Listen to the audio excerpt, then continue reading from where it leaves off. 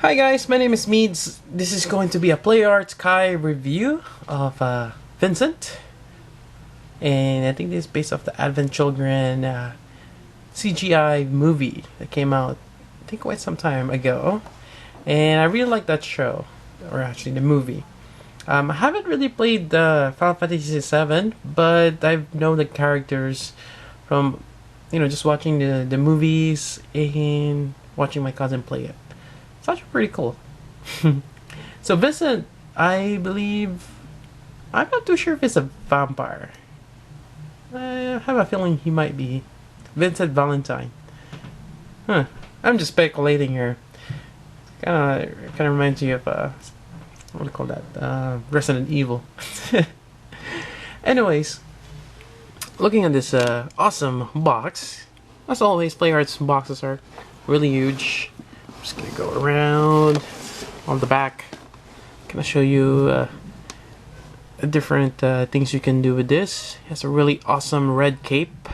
It's a golden gauntlet and a revolver. Right, that thing got 3 barrels. Really nice. And also here see Rufus, Shenra, and Yuffie. What's that called? Kisaragi. So other Final Fantasy VII characters. Actually, kind of might get Yuffie, but that's a big if. Actually, I just want to try out Vincent for now. And I'm already collecting so many other Play Arts Kai, especially the DC variant.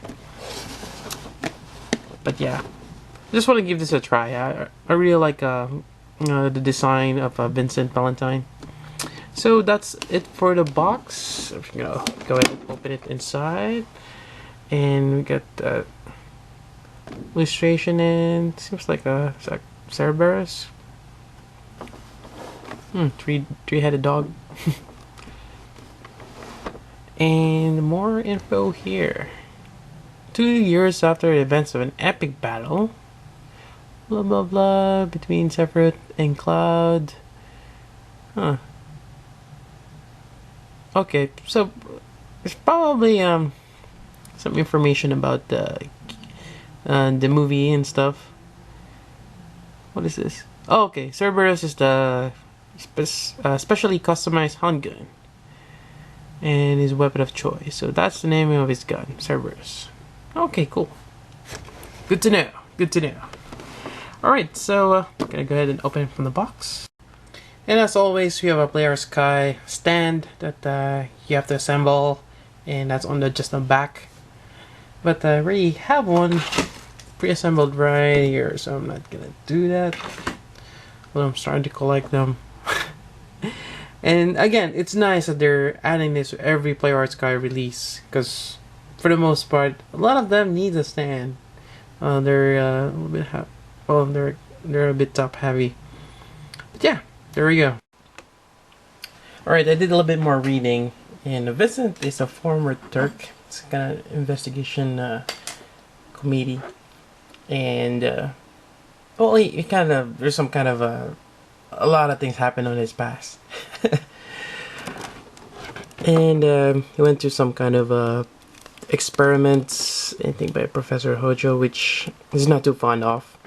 So he pretty much become a guinea pig, but at the same time that kind of gave him his special powers, which lets him pretty much become superhuman and can shapeshift. I would say it's kind of like a vampire, but not really. Well, actually, his uniform does kind of remind you of one. And this is nicely sculpted. Lucky enough, I don't have any kind of what do I call this, QC issues. I didn't see any scuff marks or any paint or any piece that's chipped off. It's really great. So starting from the head, you can see his nicely sculpted face with some red eyes. Actually, let's take a closer look. Alright, so we get some red face, but for some reason, when you pose him, it's always kind of like hiding, covered his mouth, but I think that's kind of like the show. And you have a red bandana going around his head, and you have the hair, really nice scalp. For the hair, I guess it can be separated as you can see there. I mean, it's soft and rubbery. Then moving down, you have his cape and shawl. This part here can actually move up. You can see his shoulder. And it's your typical play arts joint with that elbow with a 90-degree bend. Although I kind of wish he has more. And you get the wrist. And same for the other side. Right here.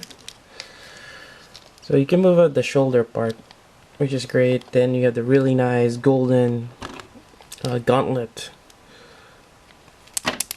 Again, 90-degree bend. It kind of looks like brass. Not so much for gold, but it is gold.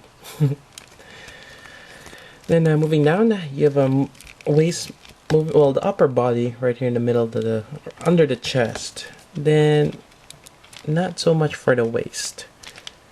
So for the most part, you're gonna be rotating from the upper body. Then you have the Cerberus here, gun or pistol. Actually, I'm gonna move that in a bit later on when we swap with the hands. So moving down, there's a lot of buckles here, or belts. It's actually all covered. It actually kind of reminds me of Vash the Stampede. His overall look. And then you have a golden, not sure what this is called, but his boots is golden also. And this kind of reminds me of, what is this guy's name in Pacific Rim? The guy that collects kaiju stuff to sell. I forgot his name. I mean, that reminds me of that. And same on the other side, but this side doesn't have the buckles. But you still have the golden boots. Get that really nice different in shading up here. Then on the back you got this really nice cape. It's pretty much red with black highlights. I really like how they did that. And on the edges it's frayed. And that looks really cool. So this part is in two parts, as most capes are. Then you have this middle part here, which is there. It's flexible. Then you have the top part here. And that's really great. And in terms of articulation on the waist, ratcheting joints. And this one of the things I always look into is the knee. Knee is not too bad when it's just straightforward. When you bend it, it's double jointed. But this one is not too bad for a knee. It actually kind of works, you know, not too bad. It works when it's bent. Because some knees it just looks really awkward, or they will just have a black piece here as opposed to the same color as the leg. So I'm really happy about this part right there. It works. And let's see what else. I think that's about it. Alright. Alright, a closer look at the Cerberus. It's a 3-barreled rifle. Oh, not rifle, sorry. 3-barrel pistol. Actually, no. A revolver. What am I saying? And it has a really nice cross. Kind of like a keychain over here. And it dangles. And I don't think there's any... it'll be nice if you can actually pop this out. And... well, I mean, just be able to pop this on as if he's gonna put some more bullets on it. I think that'll be a cool gimmick, but oops, it's just solid. And on the holster, actually, I just want to point out this strap here. I don't know if you can actually remove that. You don't really need to. You can just go on the side here and go on. I mean, just put it down. So I'm just gonna leave it at that.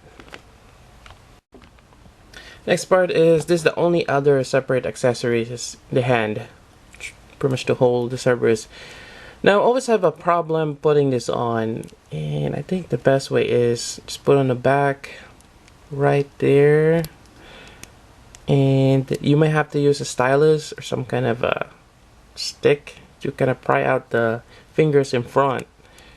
and just slide it in, and there you go. Yeah, I mean, first time it's gonna be really stiff. You're just gonna loosen the fingers, and there you go. Now to swap out the hands, again, a big fan of the straight peg. Not really too fond of the ball joint wrist. I mean, it's nice, you have more wiggle, but it seems like it's gonna break. I mean, the straight pegs,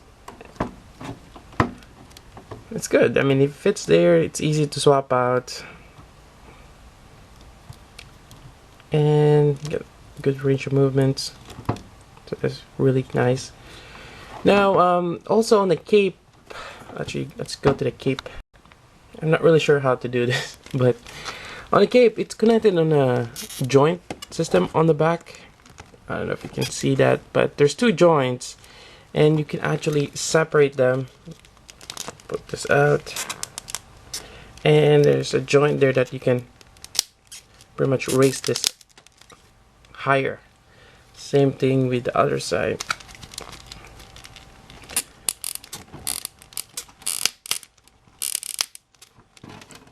I'm not sure if you can see that now, but those are the two right there, and you can raise it really well, probably up to 90 degrees.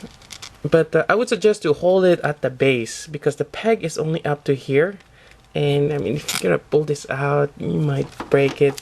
So always grab it from the base, and I think you can separate them, or you can rotate the cape, kind of like Batman. And it's more there we go.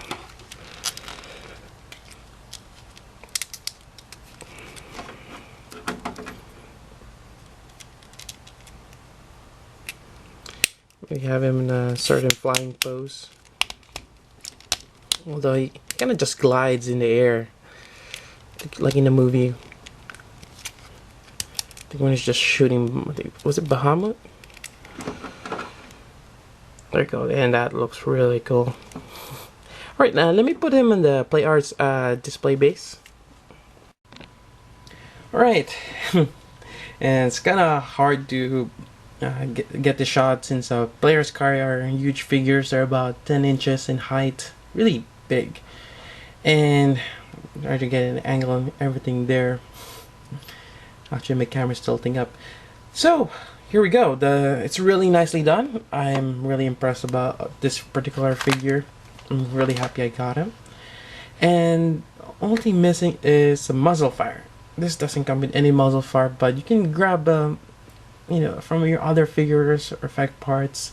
In particular, if you are looking for one, Kotobukiya, they've had this MSG or molding support goods, pretty much add-on things, and this is the muzzle fire, and I think the white ones here are kind of like you stick at the edge of the sword, all that shine effect.